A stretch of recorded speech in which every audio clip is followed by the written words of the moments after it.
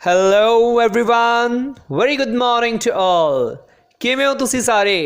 हाँ जी, class 10th I think ਤੁਸੀਂ ਸਾਰੇ ਹੀ ਬਹੁਤ ਸਿਹਤਮੰਦ ਹੋਵੋਗੇ, ਆਪਣੇ ਆਪਣੇ ਘਰਾਂ ਦੇ ਵਿੱਚ ਸੁਰੱਖਿਅਤ ਹੋਵੋਗੇ ਔਰ ਜੋ ਰੂਲਸ ਦੱਸੇ ਜਾ ਰਹੇ ਨੇ ਕੋਵਿਡ-19 ਵਰਗੀ ਮਹਾਮਾਰੀ ਦੇ ਨਾਲ ਸੰਘਰਸ਼ ਕਰਨ ਦੇ, ਉਹਨਾਂ ਨੂੰ ਅੱਛੇ ਤਰੀਕੇ ਦੇ ਨਾਲ ਫੋਲੋ ਅਪ ਕਰ ਰਹੇ ਹੋਵੋਗੇ ਔਰ ਮੈਨੂੰ ਉਮੀਦ ਹੈ ਕਿ ਅਸੀਂ ਸਾਰੇ ਹੀ ਆਪਣੇ ਆਪਣੇ ਘਰਾਂ ਦੇ ਵਿੱਚ ਰਹਿ ਕੇ ਔਰ ਸੇਫਟੀ ਮੇਜਰਸ ਨੂੰ ਯੂਜ਼ ਕਰਦੇ ਹੋਏ, ਪ੍ਰੀਕਾਸ਼ਨਸ ਲੈਂਦੇ ਹੋਏ ਅਸੀਂ ਇਸ ਮਹਾਮਾਰੀ ਦੇ ਨਾਲ ਲੜਾਂਗੇ ਤੇ ਜਿੱਤਾਂਗੇ ਵੀ। ਮਾਈ ਡੀਅਰ ਸਟੂਡੈਂਟ, ਤੁਹਾਨੂੰ ਮੈਂ ਇੱਕ ਰਿਕਾਰਡਿੰਗ ਭੇਜੀ ਸੀ ਜਿਸ ਵਿੱਚ ਕਿ ਕਵਿਤਾ ਗੌੜੀ ਬੈਰਾਗਣ ਦੀ ਪ੍ਰਸੰਗ ਸਹਿਤ ਵਿਆਖਿਆ ਜਿਹੜੀ ਸੀ ਮੈਂ ਰਿਕਾਰਡ ਕਰਕੇ ਭੇਜੀ ਸੀ ਔਰ ਮੈਨੂੰ ਉਮੀਦ ਹੈ ਕਿ ਤੁਸੀਂ ਉਸ ਰਿਕਾਰਡਿੰਗ ਨੂੰ ਸੁਣਿਆ ਹੋਵੇਗਾ ਔਰ ਜਿਹੜੇ ਉਸ ਕਵਿਤਾ ਦੇ ਪ੍ਰਸ਼ਨ ਉੱਤਰ ਹਨ ਉਹਨਾਂ ਨੂੰ ਵੀ ਬਹੁਤ ਸੁਚੱਜੇ ਢੰਗ ਦੇ ਨਾਲ ਉਹਨਾਂ ਨੂੰ ਰਿਵਾਈਜ਼ ਕੀਤਾ ਹੋਵੇਗਾ, ਕਿਉਂਕਿ ਰਿਵੀਜ਼ਨ ਬਹੁਤ ਜ਼ਰੂਰੀ ਹੈ। ਮਾਈ ਡੀਅਰ ਸਟੂਡੈਂਟ, ਤੁਹਾਨੂੰ ਰਿਕਾਰਡਿੰਗ ਇਸ ਕਰਕੇ ਭੇਜੀ ਜਾਂਦੀ ਹੈ ਤਾਂ ਜੋ ਤੁਹਾਨੂੰ ਬਖੂਬੀ ਉਹ ਚੈਪਟਰ ਤੁਹਾਡੇ ਜ਼ਿਹਨ ਵਿੱਚ ਬੈਠ ਜਾਵੇ। ਸੋ ਬੈਟਰ ਇਹ ਹੈ ਕਿ ਉਸ ਰਿਕਾਰਡਿੰਗ ਨੂੰ ਸੁਣਨ ਤੋਂ ਬਾਅਦ ਤੁਸੀਂ ਕੁਐਸਚਨ ਆਨਸਰ ਦੀ ਰਿਟਨ ਪ੍ਰੈਕਟਿਸ ਜ਼ਰੂਰ ਕਰੋ। ਅੱਜ ਫਿਰ ਤੋਂ ਮੈਂ ਤੁਹਾਡੇ ਨਾਲ ਜੁੜਿਆ ਹਾਂ ਤੇ ਇੱਕ ਹੋਰ ਰਿਕਾਰਡਿੰਗ ਮੈਂ ਤੁਹਾਨੂੰ ਭੇਜ ਰਿਹਾ ਹਾਂ ਤੇ ਅੱਜ ਸਾਡਾ ਵਿਸ਼ਾ ਹੈ ਜੀਵਨੀ। ਜੀਵਨੀ ਇੱਕ ਐਸੀ ਸ਼ਖਸੀਅਤ ਦੇ ਬਾਰੇ ਹੈ ਜਿਸ ਸ਼ਖਸੀਅਤ ਦੀ ਜਿਹੜੀ ਕਰਾਮਾਤ ਹੈ ਉਹ ਪੂਰੀ ਸਿੱਖ ਕੌਮ ਵਿੱਚ ਔਰ ਸਿੱਖ ਕੌਮ ਹੀ ਨਹੀਂ ਪੂਰੇ ਆਵਾਮ ਦੇ ਲਈ ਇੱਕ ਮਿਸਾਲ ਹੈ। ਜੀ ਹਾਂ, ਮੈਂ ਗੱਲ ਕਰ ਰਿਹਾ ਹਾਂ ਬੀਬੀ ਭਾਨੀ ਜੀ। ਅੱਜ ਅਸੀਂ ਉਹਨਾਂ ਦੀ ਹੀ ਜੀਵਨੀ ਤੇ ਚਰਚਾ ਕਰਾਂਗੇ। ਜੀਵਨੀ ਦਾ ਨਾਮ ਹੈ ਬੀਬੀ ਭਾਨੀ ਜੀ ਤੇ ਜੀਵਨੀਕਾਰ ਹੈ ਜਿਨ੍ਹਾਂ ਨੇ ਇਹ ਜੀਵਨੀ ਲਿਖੀ ਹੈ ਸੁਖਵਿੰਦਰ ਕੌਰ। ਬੀਬੀ ਭਾਨੀ ਜੀ ਜੀਵਨੀ ਸੁਖਵਿੰਦਰ ਕੌਰ ਵੱਲੋਂ ਲਿਖੀ ਹੋਈ ਹੈ। ਇਸ ਵਿੱਚ ਬੀਬੀ ਭਾਨੀ ਜੀ ਦੇ ਬਹੁਤ ਪੱਕੀ ਜੀਵਨ ਬਾਰੇ ਜਾਣਕਾਰੀ ਦਿੱਤੀ ਗਈ ਹੈ। ਉਹਨਾਂ ਨੇ ਭਗਤੀ ਤੇ ਸੇਵਾ ਵਿੱਚ ਲੀਨ ਗੁਰੂ ਮਹਿਲਾਂ ਦੀ ਮਿਸਾਲ ਕਾਇਮ ਕੀਤੀ ਹੈ। ਉਹ ਸਾਡੇ ਲਈ ਚਾਨਣ ਮੁਨਾਰਾ ਹਨ। ਸਾਡੇ ਗੌਰਵਮਈ ਇਤਿਹਾਸਿਕ ਸਿੱਖ ਵਿਰਸੇ ਵਿੱਚ ਗੁਰੂ ਘਰ ਨੂੰ ਸਮਰਪਿਤ ਗੁਰੂ ਮਹਿਲਾਂ ਦਾ ਵਿਸ਼ੇਸ਼ ਯੋਗਦਾਨ ਰਿਹਾ ਹੈ, ਜਿਨ੍ਹਾਂ ਵਿੱਚੋਂ ਬੀਬੀ ਭਾਨੀ ਜੀ ਦਾ ਨਾਂ ਆਦਰਸ਼ ਸਿੱਖ ਸੁਆਣੀਆਂ ਦੇ ਵਿੱਚ ਲਿਆ ਜਾਂਦਾ ਹੈ। ਮਾਈ ਡੀਅਰ ਸਟੂਡੈਂਟ, ਤੁਸੀਂ ਸੋਚ ਰਹੇ ਹੋਵੋਗੇ ਕਿ ਗੁਰੂ ਮਹਿਲ ਆਖਿਰ ਕੀ ਹੈ। ਸੋ ਮੈਂ ਤੁਹਾਨੂੰ ਇੱਥੇ ਦੱਸ ਦੇਣਾ ਚਾਹੁੰਦਾ ਹਾਂ ਕਿ ਗੁਰੂ ਮਹਿਲ ਬੇਸਿਕਲੀ ਸਿੱਖ ਧਰਮ ਵਿੱਚ ਗੁਰੂ ਪਤਨੀ ਨੂੰ ਸਨਮਾਨ ਦੀ ਦ੍ਰਿਸ਼ਟੀ ਨਾਲ ਵੇਖਿਆ ਜਾਂਦਾ ਹੈ। ਇਸੇ ਕਰਕੇ ਹੀ ਤਾਂ ਉਹਨਾਂ ਨੂੰ ਗੁਰੂ ਮਹਿਲ ਦਾ ਨਾਮ ਦਿੱਤਾ ਗਿਆ ਹੈ ਔਰ ਗੁਰੂ ਮਹਿਲ ਨਾਲ ਹੀ ਉਹਨਾਂ ਨੂੰ ਸੰਬੋਧਿਤ ਕੀਤਾ ਜਾਂਦਾ ਹੈ। ਬੀਬੀ ਭਾਨੀ ਜੀ ਗੁਰੂ ਰਾਮਦਾਸ ਜੀ ਦੇ ਧਰਮ ਪਤਨੀ ਸਨ। ਆਪ ਜੀ ਦੇ ਜਿਹੜੇ ਪਤੀ ਸ਼੍ਰੀ ਗੁਰੂ ਰਾਮਦਾਸ ਜੀ ਰਹੇ। ਆਪ ਕੇਵਲ ਗੁਰੂ ਪਤਨੀ ਹੀ ਨਹੀਂ ਬਲਕਿ ਗੁਰੂ ਪੁੱਤਰੀ, ਗੁਰੂ ਮਾਤਾ ਤੇ ਦਾਦੀ ਵਰਗੇ ਹੋਰ ਗੂੜੇ ਰਿਸ਼ਤਿਆਂ ਨਾਲ ਵੀ ਜੁੜੇ ਹੋਏ ਹਨ। ਜਨਮ ਤੇ ਬਚਪਨ ਦੇ ਜੇ ਅਸੀਂ ਇਹਨਾਂ ਦੇ ਗੱਲ ਕਰੀਏ ਤਾਂ ਬੀਬੀ ਭਾਨੀ ਜੀ ਦਾ ਜਨਮ 1590 ਈਸਵੀ ਵਿੱਚ ਪਿਤਾ ਗੁਰੂ ਅਮਰਦਾਸ ਜੀ ਦੇ ਘਰ ਮਾਤਾ ਮਨਸਾ ਦੇਵੀ ਜੀ ਦੀ ਕੁੱਖੋਂ ਪਿੰਡ ਬਾਸਰਕੇ ਜ਼ਿਲ੍ਹਾ ਅੰਮ੍ਰਿਤਸਰ ਵਿਖੇ ਹੋਇਆ।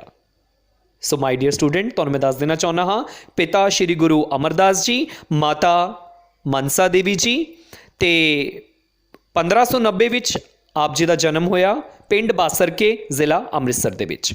ਬਚਪਨ ਤੋਂ ਹੀ ਆਪ ਆਪਣੇ ਪਿਤਾ ਜੀ ਦੀ ਸੇਵਾ ਵਿੱਚ ਜੁਟੇ ਰਹਿੰਦੇ ਸਨ। ਬਚਪਨ ਤੋਂ ਹੀ ਪ੍ਰਭੂ ਭਗਤੀ ਦੇ ਜਿਹੜੇ ਗੁਣ ਸਨ ਉਹ ਇਹਨਾਂ ਦੇ ਵਿੱਚ ਕੁੱਟ-ਕੁੱਟ ਕੇ ਭਰੇ ਹੋਏ ਸਨ। ਇਸੇ ਕਰਕੇ ਇਹਨਾਂ ਨੇ ਗੁਰੂ ਦੇ ਅੰਦਰ ਹੀ ਪਰਮਾਤਮਾ ਨੂੰ ਲੱਭਿਆ।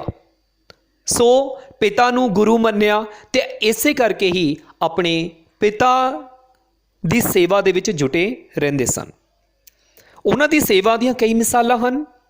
ਉਹਨਾਂ ਦੇ ਜੀਵਨ ਵਿੱਚ ਇੱਕ ਬੜੀ ਸੁੰਦਰ ਘਟਨਾ ਦਾ ਪਤਾ ਲੱਗਦਾ ਹੈ ਕਿ ਇੱਕ ਵਾਰ ਆਪ ਦੇ ਪਿਤਾ ਜੀ ਇਸ਼ਨਾਨ ਕਰ ਰਹੇ ਸਨ ਕਿ ਚੌਕੀ ਦਾ ਪਾਵਾ ਟੁੱਟ ਗਿਆ। ਚੌਕੀ ਇੱਕ ਪੀੜ੍ਹੀ ਹੁੰਦੀ ਹੈ ਬੇਸਿਕਲੀ 4 ਪਾਵਿਆਂ ਵਾਲੀ, ਜਿਸ ਦੇ ਉੱਤੇ ਬੈਠ ਕੇ ਪੁਰਾਣੇ ਜ਼ਮਾਨੇ ਦੇ ਵਿੱਚ ਇਸ਼ਨਾਨ ਕੀਤਾ ਜਾਂਦਾ ਸੀ। ਸੋ ਪਿਤਾ ਜੀ ਚੌਕੀ ਤੇ ਬੈਠ ਕੇ ਇਸ਼ਨਾਨ ਕਰ ਰਹੇ ਸਨ। ਅਚਾਨਕ ਹੁੰਦਾ ਕੀ ਹੈ ਕਿ ਚੌਕੀ ਦਾ ਇੱਕ ਪਾਵਾ ਟੁੱਟ ਜਾਂਦਾ ਹੈ।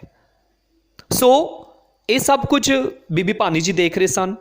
ਉਹ ਆਏ ਤੇ ਉਹਨਾਂ ਨੇ ਉਸ ਪਾਵੇ ਦੀ ਥਾਂ ਆਪਣਾ ਹੱਥ ਨੀਚੇ ਰੱਖ ਦਿੱਤਾ ਤਾਂ ਜੋ ਪਿਤਾ ਜੀ ਨੂੰ ਕਿਸੇ ਕਿਸਮ ਦੀ ਕੋਈ ਤਕਲੀਫ ਨਾ ਹੋਵੇ, ਕਿਸੇ ਕਿਸਮ ਦੀ ਕੋਈ ਮੁਸ਼ਕਲ ਨਾ ਆਵੇ। ਕੁਝ ਸਮੇਂ ਬਾਅਦ ਜਦ ਪਿਤਾ ਜੀ ਨੇ ਖੂਨ ਵੇਖਿਆ ਤਾਂ ਆਪ ਨੂੰ ਪੁੱਛਿਆ ਤਾਂ ਆਪ ਨੇ ਆਪਣੇ ਫਰਜ਼ ਬਾਰੇ ਬੜੀ ਸਹਿਜਤਾ ਨਾਲ ਦੱਸ ਦਿੱਤਾ।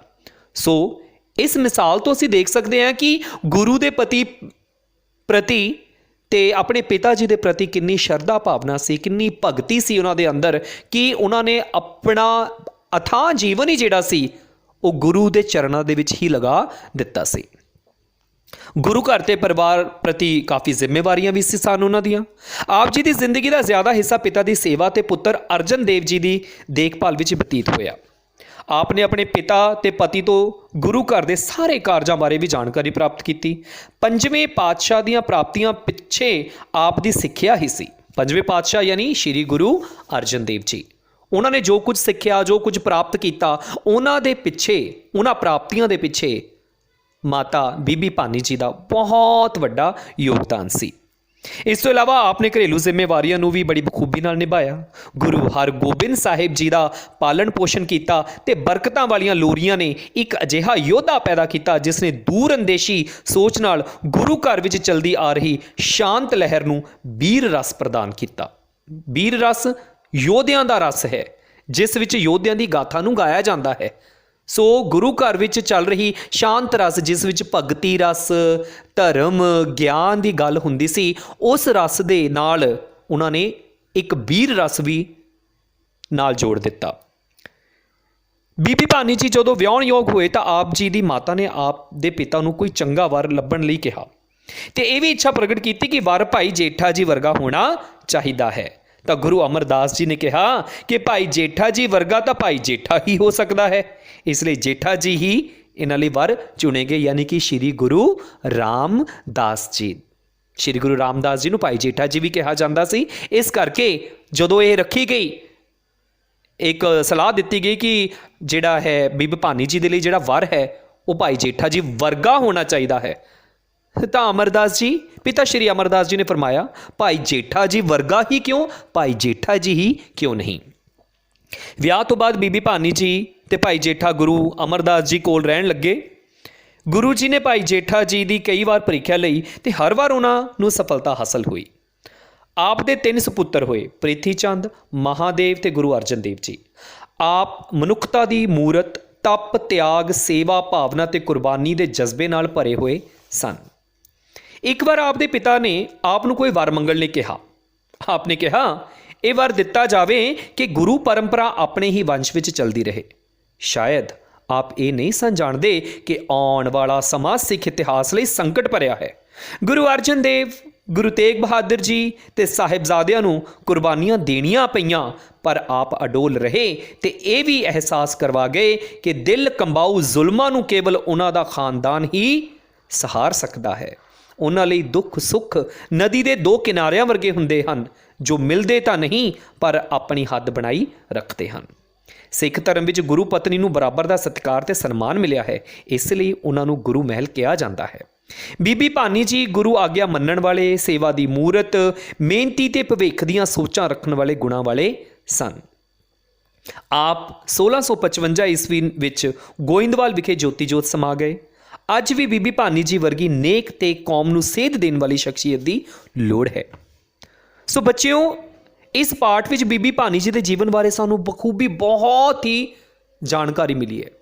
ਗਾਗਰ ਵਿੱਚ ਸਾਗਰ ਨੂੰ ਭਰਿਆ ਗਿਆ ਹੈ, ਬਹੁਤਾ ਨਹੀਂ ਲੇਕਿਨ ਥੋੜੇ ਸ਼ਬਦਾਂ ਦੇ ਵਿੱਚ ਹੀ ਬੀਬੀ ਭਾਨੀ ਜੀ ਦੇ ਜੀਵਨ ਦਾ ਸਾਰਾਂਸ਼ ਸਾਨੂੰ ਮਿਲਿਆ ਹੈ। ਬੀਬੀ ਭਾਨੀ ਜੀ ਦੇ ਅੰਦਰ ਅਥਾਹ ਸੇਵਾ, ਸ਼ਰਧਾ, ਪਿਆਰ, ਵਿਸ਼ਵਾਸ ਤੇ ਚਰਿੱਤਰ ਦੀ ਸਾਫ਼ ਸੁਥਰੀ ਝਲਕ ਦਿਖਾਈ ਦਿੰਦੀ ਹੈ। ਉਹ ਨਿਮਰਤਾ ਨਾਲ ਭਰਪੂਰ ਪੁੱਤਰੀ ਵੀ ਰਹੇ, ਪਤੀ ਦੀ ਆਗਿਆ ਪਾਲਣ ਕਰਨ ਵਾਲੇ ਪਤਨੀ ਵੀ ਰਹੇ, ਇੱਕ ਸਾਸੀ ਮਾਂ ਵੀ ਰਹੇ। ਭਗਤੀ ਭਾਵਨਾ, ਸੇਵਾ ਭਾਵਨਾ, ਗੁਰੂ ਦੀ ਸੇਵਾ ਦੇ ਵਿੱਚ ਲੀਨ ਰਹਿਣਾ, ਇਹ ਸਾਰੀਆਂ ਚੀਜ਼ਾਂ ਨੂੰ ਆਪਨੇ ਬਖੂਬੀ ਨਿਭਾਇਆ। ਜੀਵਨ ਵਿੱਚ ਸੇਵਾ ਅਤੇ ਸੇਵਾ ਵਿੱਚ ਜੀਵਨ ਪਾਉਣ ਵਾਲੀ ਬੀਬੀ ਭਾਨੀ ਜੀ ਨੇ ਸਿੱਖ ਧਰਮ ਵਿੱਚ ਜਿਸ ਤਰ੍ਹਾਂ ਆਪਣਾ ਉੱਚ ਸਥਾਨ ਬਣਾਇਆ, ਇਹ ਇੱਕ ਅਦੁੱਤੀ ਮਿਸਾਲ ਹੈ। ਉਹ ਸਾਡੇ ਸਭ ਲਈ ਚਾਨਣ ਮੁਨਾਰਾ ਹਨ। ਵਾਕਈ ਹੀ ਦੋਸਤੋ, ਬੱਚਿਓ, ਅੱਜ ਅਸੀਂ ਇਸ ਜੀਵਨੀ ਦੇ ਵਿੱਚ ਜੋ ਸਿੱਖਿਆ ਕਿ ਸੇਵਾ ਕਰਮ ਸਭ ਤੋਂ ਉੱਤਮ ਚੀਜ਼ ਹੈ। ਜਿਵੇਂ ਬੀਬੀ ਭਾਨੀ ਜੀ ਆਪਣੇ ਪਿਤਾ ਜੀ ਦੀ ਸੇਵਾ ਕਰਿਆ ਕਰਦੇ ਸਨ, ਗੁਰੂ ਘਰ ਦੀ ਸੇਵਾ ਕਰਿਆ ਕਰਦੇ ਸਨ, ਕੌਮ ਦੀ ਖਾਤਰ ਉਹਨਾਂ ਦੇ ਵੰਸ਼ ਦੇ ਵਿੱਚੋਂ ਹੀ ਵੱਡੇ ਵੱਡੇ ਯੋਧਿਆਂ ਨੇ ਜਨਮ ਲਿਆ ਤੇ ਆਪਣੀਆਂ ਸ਼ਹਾਦਤਾਂ ਵੀ ਦਿੱਤੀਆਂ। ਸੋ ਅਜਿਹੀ ਸ਼ਖਸੀਅਤ, ਅਜਿਹੀ ਮਿਸਾਲ ਜਿਸ ਦੀ ਵਾਕਈ ਹੀ ਕੋਈ ਮਿਸਾਲ ਨਹੀਂ ਹੈ ਔਰ ਨਾ ਹੀ ਹੋਵੇਗੀ, ਸਾਡਾ ਕੋਟ-ਕੋਟ ਪ੍ਰਣਾਮ ਹੈ ਅਜਿਹੀ ਸ਼ਖਸੀਅਤ ਨੂੰ, ਬੀਬੀ ਭਾਨੀ ਜੀ ਨੂੰ। ਸੋ ਮੇਰੇ ਪਿਆਰੇ ਬੱਚਿਓ, ਅੱਜ ਅਸੀਂ ਬੀਬੀ ਭਾਨੀ ਜੀ ਦੀ ਜੀਵਨੀ ਬਾਰੇ ਪੜ੍ਹਿਆ, ਸਮਝਿਆ ਤੇ ਤੁਸੀਂ ਇਸ ਨੂੰ ਚੰਗੀ ਤਰ੍ਹਾਂ ਸੁਣਿਆ।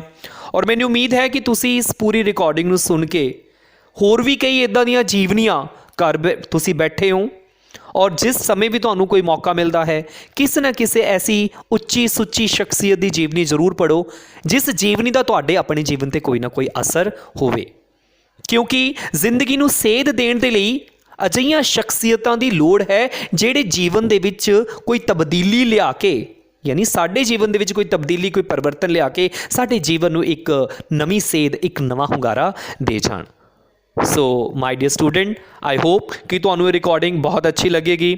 ਇਸ ਵਿੱਚ ਦੱਸੀਆਂ ਗਈਆਂ ਗੱਲਾਂ ਬਹੁਤ ਅੱਛੀਆਂ ਲੱਗਣਗੀਆਂ। ਸੋ ਮੇਰੇ ਪਿਆਰੇ ਬੱਚਿਓ, ਇਹਦੇ ਜੀਵਨੀ ਦੇ ਵਿੱਚ ਦਿੱਤੇ ਗਏ ਜਿੰਨੇ ਵੀ ਪ੍ਰਸ਼ਨ ਉੱਤਰ ਹਨ ਤੁਸੀਂ ਉਹਨਾਂ ਦੀ ਰਿਵੀਜ਼ਨ ਕਰੋ। Do written practice, do revision all the time, because practice makes a man perfect. ਤੁਸੀਂ ਜਿੰਨਾ ਅਭਿਆਸ ਕਰੋਗੇ ਤੁਹਾਡੀ ਲਿਖਾਵਟ ਵਿੱਚ, ਤੁਹਾਡੀ ਸ਼ਬਦਾਵਲੀ ਦੇ ਵਿੱਚ, ਤੁਹਾਡੇ ਵਿਚਾਰਾਂ ਦੇ ਵਿੱਚ, ਤੁਹਾਡੀ ਸੋਚ ਵਿੱਚ ਉਨਾ ਹੀ ਨਿਖਾਰ ਆਵੇਗਾ। ਸੋ ਐਸੇ ਹੀ ਉਮੀਦ ਨੂੰ ਲੈ ਕੇ ਕਿ ਆਪਾਂ ਫੇਰ ਮਿਲਾਂਗੇ, ਮੈਂ ਜਲਦ ਹੀ ਦੁਬਾਰਾ ਫੇਰ ਹਾਜ਼ਰ ਹੋਵਾਂਗਾ। ਤਦ ਤੱਕ ਦੇ ਲਈ ਧੰਨਵਾਦ, ਨਮਸਕਾਰ।